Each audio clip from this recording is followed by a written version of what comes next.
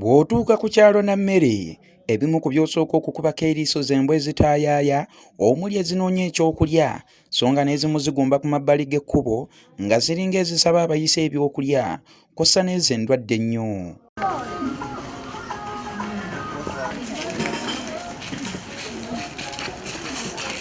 Newankubadde nga bagamba nti embwa by'ebisolo ebisinga okuba mikwano gy'omuntu, ab'e Nammere emitima gye beewanise okukira kibuuliddwa ow'olugambo olwazino okutandika okubalumba mu maka gaabwe, ng'olunaku lw'eggulo waliwo ow'emyaka 2 Okwasi Nobo gwe zaalumye. Yamulumye omukono, yamulumye wano omukono gwonna guno n'ebakana guno. Nemukwagula ne mugongo. Shira Kigundo yataasizza omwana Nobo agamba nti oluvannyuma embwa yaddukidde mu nnyumba ye n'agiggalira kyokka n'erumaaluma buli kintu nga bw'annyonnyola. Owulira n'eddoboozi lya maama we, embwa eruma omwana. Neenanga atidde nnyo n'enziruka nenoonya kyekubisa arawundi wano. Wabaddewo olweyo neefuna olweyo n'enkikuba omwana n'emuta. Asanze obwedda kyeruma. Babazadde b'omwana ono abataagadde kulabikira mu kamera zaffe bakukkulumye nnyo olw'ekitongole ekya KCCA obutateekawo mateeka agateekeddwa okugoberera abo abalunda embwa.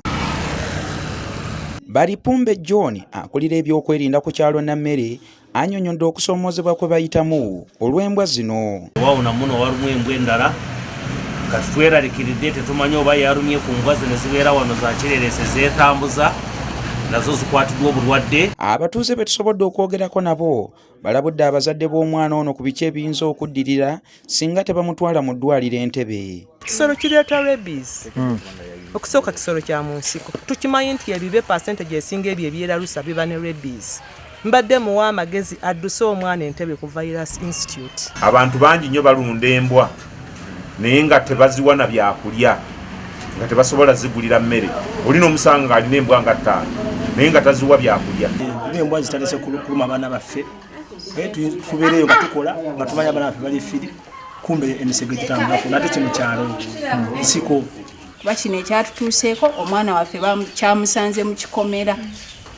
Tuli mu enclosure yayina gate naye omwana ekintu kyamusanze muno ne kimuluma. So nkubiriza abazadde bannange, nze ndi muzadde, nti tuli mu COVID naye abaana abataayaaya. Omuwandiisi w'akakiiko k'ekyalo Ssemakula Michael akiikidde abakulembeze ba divizoni ya Kawempe Nsingo olw'obutasituukiramu kubataasa, so ng'enfunda nnyingi bazze nga babawandiikira. Kikwatagana n'embwa naffe gitususeeko kuba twawandiika ebbaluwa yaffe nga tuwandiika tutawunyikira Kawempe ku bikwatagana n'embwa nga ziruma abantu. Cases twakafuna mpitirivu nnyo ku malwaliro ag'enjawulo ne sensitive ne bulwaliro obulinaanye muno. Abaana embwa zitaayaaya, abantu tugezezaako bakubiriza bazisibe balema. Amateeka ga KCC naffe tetumanyi kintu kyakukola.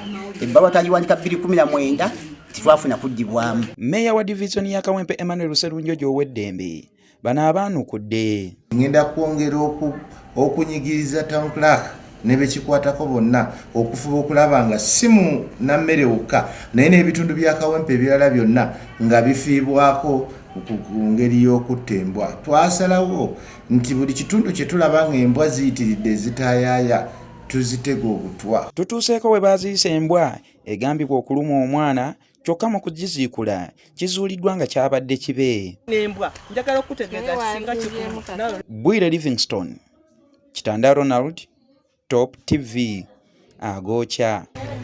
Egoberedde.